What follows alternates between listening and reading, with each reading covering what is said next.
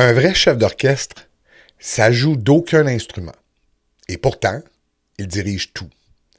C'est pas une question de contrôle. C'est plutôt une question de clarté. Ton entreprise fonctionne, mais en coulisses, c'est le vacarme. Si tu avances à l'intuition, dans l'urgence et dans le bruit, alors cette émission est faite pour toi. Je suis Christian Généreux et j'aide les entrepreneurs débordés à retrouver cadence, clarté et direction. Ici, on transforme la cacophonie en vraie symphonie entrepreneuriale. Pas de recette magique, mais en reprenant la baguette pour que tu deviennes, toi aussi, le chef d'orchestre de ton entreprise. Bienvenue à l'effet crescendo. À vouloir toujours jouer tout toi-même, tu finis par étouffer la musique. Parce que tu deviens le pianiste, le drummer, le violoncelliste, le trompettiste, même le technicien, tout sauf d'être chef d'orchestre. Et pendant que tu cours d'un instrument à l'autre, ta partition, elle s'efface. Ton tempo, lui, il s'emballe. Puis, ton entreprise, elle a fini par te diriger à ta place. La vérité, là, c'est que ton entreprise, elle n'a jamais été censée de te posséder ou de te mettre en cage.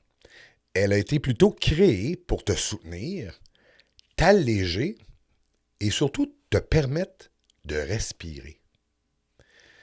Mais pour ça, il faut une chose, reprendre la baguette.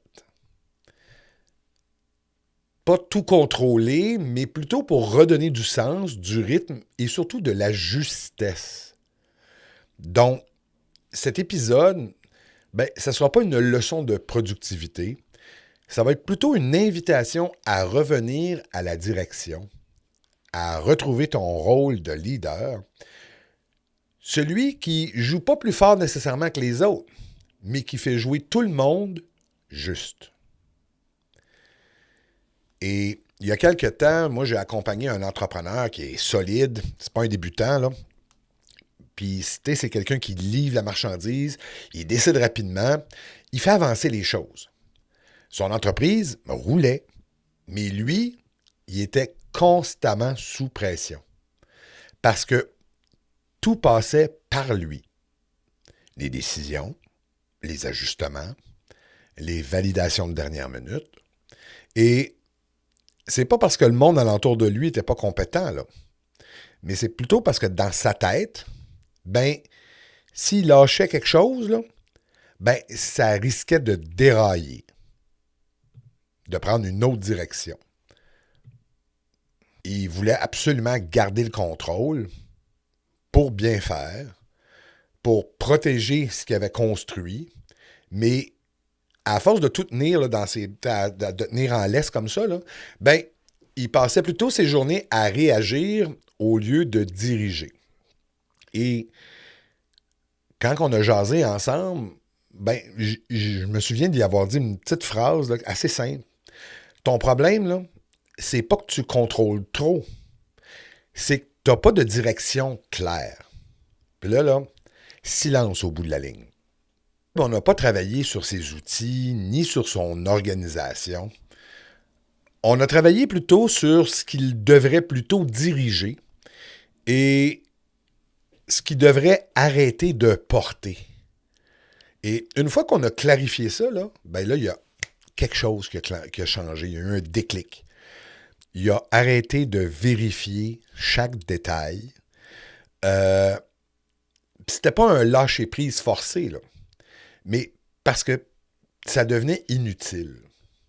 Les décisions se prenaient plus rapidement et les demandes se filtraient toutes seules. Et surtout, il a commencé à respirer. Et puis là, il ne s'est pas senti moins en contrôle. Il a senti enfin qu'il était à sa place. Puis ce jour-là, comme je l'ai dit, il n'a pas perdu le contrôle. Il a repris la direction. Et c'est là que son entreprise a commencé à avancer sans tirailler, là, toujours, là, ou se faire tirer par le bras. C'est comme conduire avec un pare-brise qui est complètement embué. C'est stressant. Tu sais, tu vois à peu près la route, mais jamais vraiment complètement. Puis là, ben, tu sais, tu vas ralentir, c'est sûr, mais avec les mains là, vraiment crispées sur le volant. Puis là, tu sais, tu regardes où est-ce que tu t'en vas, puis tu sais, t'es stressé. Puis ça, c'est pas parce que tu conduis mal, mais c'est juste parce que tu vois pas clair. Maintenant, imagine la même route avec un pare-brise qui est complètement ou parfaitement dégagé. Tu n'as pas besoin de serrer le volant. Tu n'as pas besoin de corriger à chaque seconde. Puis tu t'ajustes tranquillement à la route. La route n'a pas changé, mais ta situation, oui. Ben, c'est ça. Quand ta direction est floue, ben, tu compenses par le contrôle. Puis quand ta direction est claire, ben, ta conduite, elle, devient complètement fluide. Moins de tension, moins de micro-décisions et beaucoup plus de maîtrise.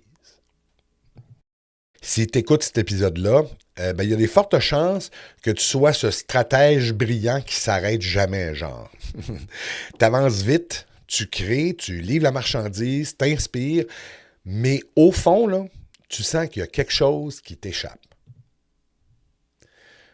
Parce que tu veux garder le contrôle, parce que tu as peur que tout s'écroule si tu relâches la tension.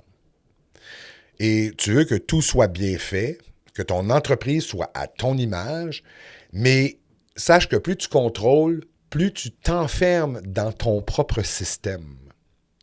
Et chaque jour, ben, tu jongles, entre autres avec les urgences, avec les décisions, avec les projets. Puis, ben, à force de tout diriger, ben, tu n'as plus vraiment le temps de diriger. Ton entreprise, elle avance, ça c'est certain. Mais elle avance sans toi. C'est drôle à dire, hein? Parce que tu manques pas de talent. Tu manques d'espace. Tu manques d'espace pour respirer, pour penser et pour choisir. Et en quelque part, là, tu le sais. Tu n'as pas besoin de plus d'efforts.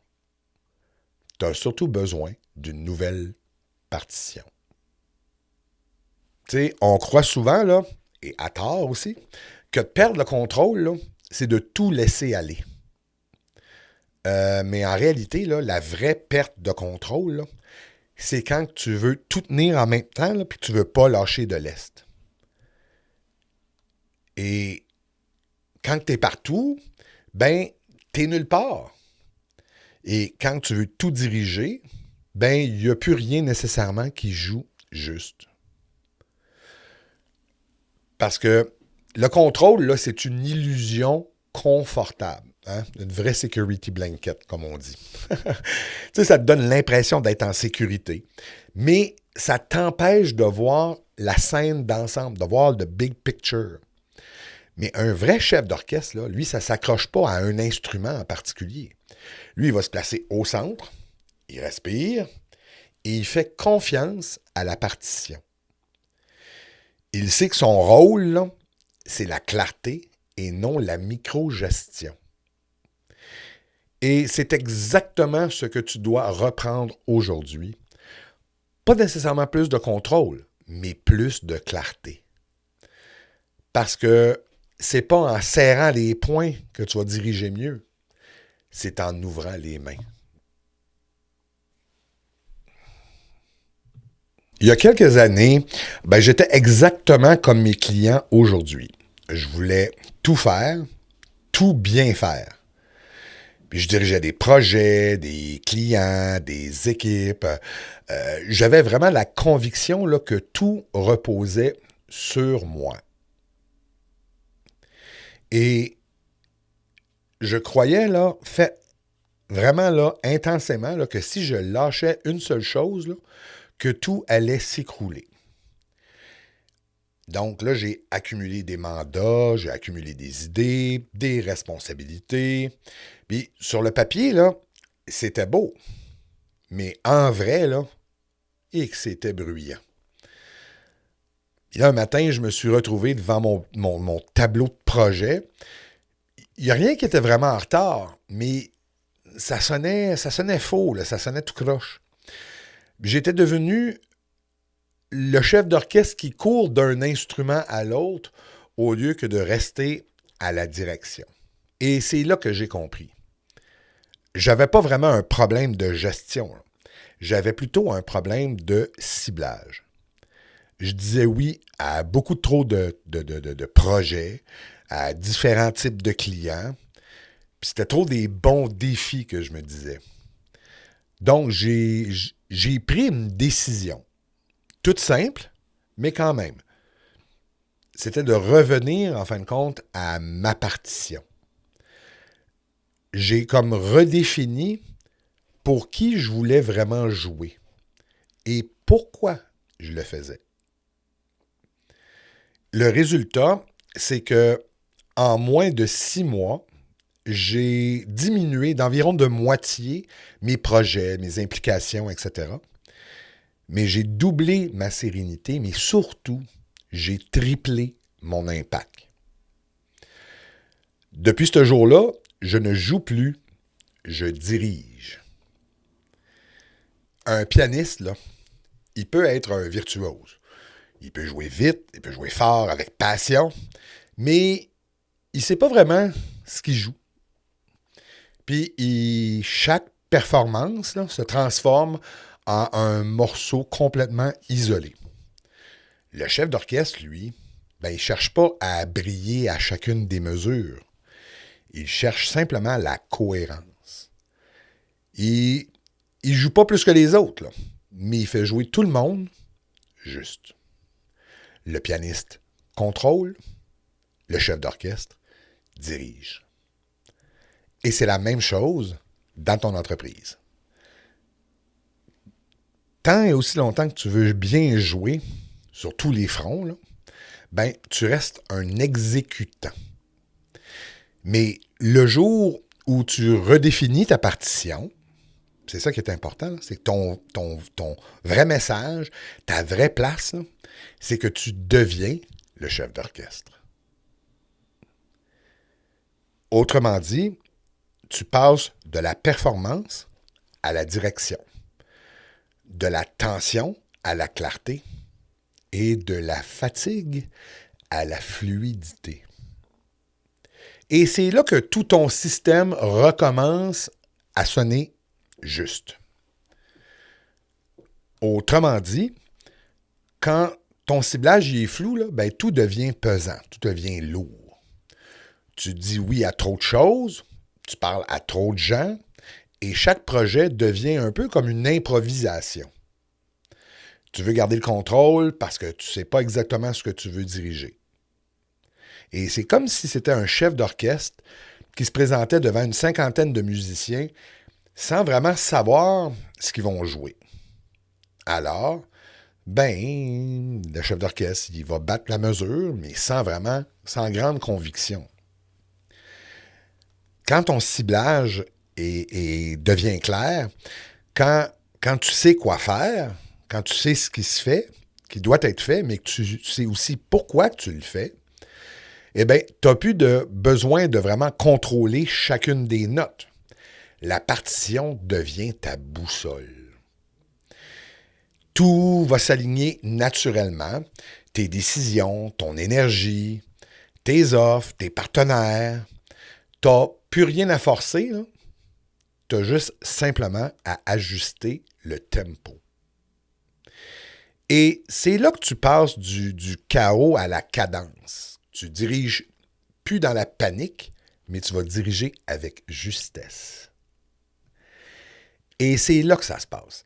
C'est pas nécessairement un outil de plus ou peu importe là. C'est plutôt une structure de clarté qui te libère. Alors, composer clarifie ta partition. Donc, avant de vouloir tout diriger, là, décide de la musique que tu veux faire jouer. Après ça, clarifie ton intention. Et si c'est flou, tu vas voir que ton énergie va se disperser.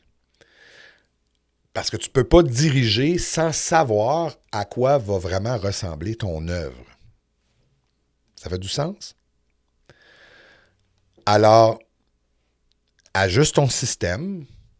Une fois que la partition est claire, assure-toi que tes outils, ton équipe, ton horaire, que tout ça, là, ça joue au même tempo. Arrête de t'adapter à tout le monde, mais plutôt aie un environnement au diapason de ton cap, de ta direction, de ta vision. C'est là que la fluidité va revenir. Ensuite, c'est de diriger avec intention. Donc, cherche pas à tout contrôler, observe, guide et ajuste. Ton rôle en tant que chef d'orchestre, c'est plutôt d'écouter la musique, pas de jouer chaque note, là. Tu ne veux pas nécessairement une entreprise qui joue fort. Tu veux une entreprise qui joue juste. Donc, redeviens chef d'orchestre parce que ton entreprise sert ta vie et non l'inverse. Si tu t'es reconnu dans cet épisode-là, si tu sens que ton entreprise elle joue trop fort ou plus tout à fait juste, c'est peut-être le moment de reprendre la baguette. Pas de tout contrôler, là, mais plutôt de redonner du sens, du rythme et de l'espace à ta croissance. Commence par un petit geste simple. Regarde ton calendrier puis demande-toi, est-ce que mon horaire me sert ou est-ce que je le sers? Et si la réponse, ça te dérange un peu, là, c'est peut-être le signe que le moment est venu pour toi de reprendre la direction de ton orchestre. Alors, prends quelques instants là, pour faire ce pas-là. Là. Cherche pas la perfection, mais cherche plutôt la justesse. Parce que de reprendre la baguette, c'est pas tout contrôler. C'est plutôt de décider du tempo. Et le vrai leadership, c'est pas la vitesse, c'est pas la rapidité, c'est la justesse.